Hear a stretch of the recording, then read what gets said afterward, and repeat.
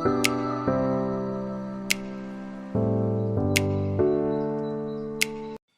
ritrovate sul mio canale amiche. Oggi condivido con voi questo video tutorial fotografico di un ciondolo al brick stitch. Molte sere mi capita di essere un po' annoiata e una di queste sere ho preso in mano delle pietre e ho deciso di fare un piccolo disegno che vedete qui, poi colorato, per realizzare un ciondolo al bead embroidery. Io amo il bead embroidery, anche se è un processo creativo di bijou un po' elaborato, ma ho deciso di farlo lo stesso e di condividere quindi questo piccolo tutorial con voi. Si parte con la beading foundation che ho colorato e su cui ho incollato un cabochon a forma di goccia in quarzo rosa.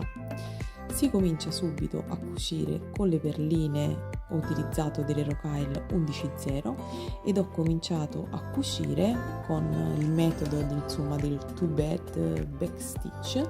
Vedete qui un piccolo schemino preso da Pinterest e quindi ho cominciato a cucire le mie perline. Troverete sicuramente sul mio canale nel dettaglio questo metodo per cucire le perline. Il classico insomma per il bead embroidery, e comincio quindi a cucire lungo tutto il contorno le mie perline color champagne.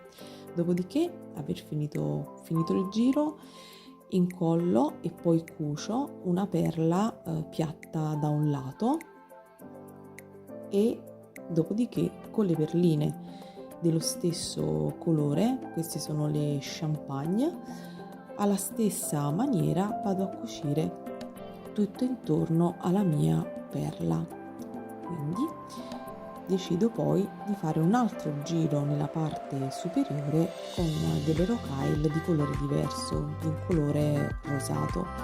Cerco di seguire naturalmente il disegno di riferimento e quindi procedo con un altro giro di perline sempre nella parte superiore. Cerco di realizzare dei grigori simmetrici ai lati, quindi vedete mano a mano come cresce la mia lavorazione.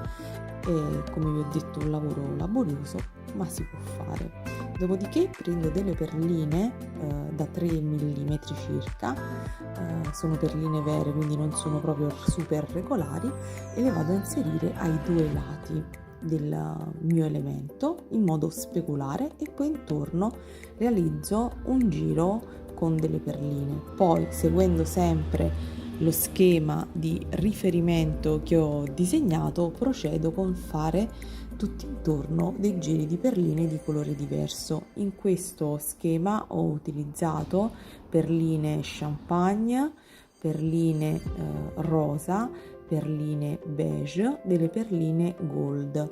Quindi diciamo che questi sono i colori base della mia creazione. Vedete, procedo poi nella parte sottostante, a destra, a sinistra, faccio un altro giro intorno al cabochon, tutto questo seguendo il disegno di riferimento.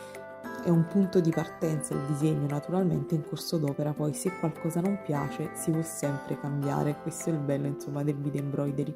E come vedete ho ritagliato questa sorta di trapezio rovesciato e quindi cerco di riempire con le perline tutti quanti gli spazi. Quindi faccio un giro con le perline rosa in basso, con le perline beige, poi vado in alto e faccio tutti gli archi a destra e a sinistra con un'alternanza di colori a mio piacimento. Il mio è solo un riferimento, un disegno di riferimento ed un tutorial per farvi capire come nasce questa tipologia di bijou. Naturalmente dovrete voi poi fare esperienza e provare soprattutto a cucire pian piano. Con un po' di pazienza potreste partire da uno schemino più semplice. Quindi procedo a riempire tutti gli spazi. In qualche punto più piccino andrò ad inserire anche delle 15.0, perché naturalmente per quanto si possa essere precisi, ma ci sono dei punti piccolissimi in cui è meglio utilizzare le 15.0. Quindi una volta terminato di riempire tutti gli spazi della sagoma che ho ritagliato, vado nel dettaglio a stringere un pochino l'incastonatura. Potete vedere qui il dito che indica dove sto inserendo le 15.0, sempre con lo stesso metodo. perché naturalmente non mi fido solo della colla e girare solo attorno al cabochon con le 11.0 non mi darebbe sicurezza, e quindi vado a fare tutto intorno, vedete, questo giro di 15.0 e ripasso in modo tale che il cabochon sarà fermo.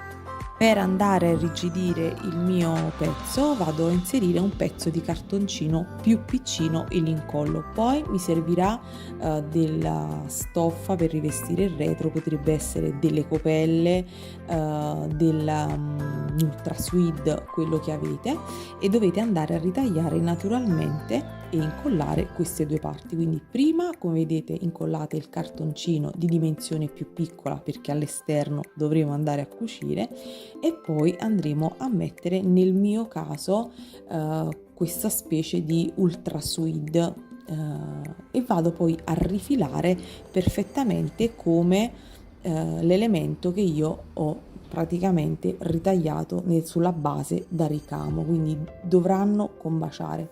Dopodiché comincio a profilare il contorno con la tecnica del brick stitch. Sul mio canale trovate naturalmente anche un tutorial di questa tecnica come finitura finale per i pezzi al bead embroidery. Poi vedete, qui vi mostro lateralmente cosa intendo per finitura brick stitch e il risultato che andrete ad ottenere utilizzando queste perline. Io utilizzo delle 11.0 che mi vanno a coprire tutta la parte laterale. Procedo così tutto quanto intorno con tanta pazienza, il bead embroidery necessita di pazienza, e vado quindi a chiudere tutto fino alla perlina di partenza. Dopodiché, se vado a rispettare il disegno che ho realizzato, il mio ciondolo ha delle frange nella parte sottostante, quindi sfrutterò le perline al brick stitch da cui uscirò e realizzerò le mie frange. Come vedete, questo è il disegno di riferimento, ci sono delle frange, quindi io cercherò di rispettarlo e realizzerò delle frange utilizzando Rockwell 80 perle, e utilizzerò anche dei mezzi cristalli, questi vedete di colore rosa, per richiamare un po' i colori del quarzo. Questo è il retro del mio pezzo al bead embroidery, e vedete quindi che non si vedono le cuciture se non quelle della finitura. Dopodiché quindi risalgo nella parte superiore e vado a realizzare un archetto in cui avrò inserito la mia susta. Adesso non mi resta che decidere il cordino, rosa oppure giallo. Nel mio caso ho dato un colore strong, quindi ho deciso di mettere questo giallo oro. E niente, un dettaglio del ciondolo, il mio ciondolo e il tutorial è finito. Spero che insomma vi sia piaciuto e che vi possa tornare utile per studiare come poter realizzare, disegnare e procedere con dei pezzi al bead embroidery. Come vedete, io ho preso anche delle goccine perché realizzerò anche degli orecchini con gli stessi colori e con gli stessi quarzi, ma naturalmente questo ve lo mostrerò in un prossimo video perché il tutorial è finito. Non mi resta che salutarvi. Buona creatività a tutte!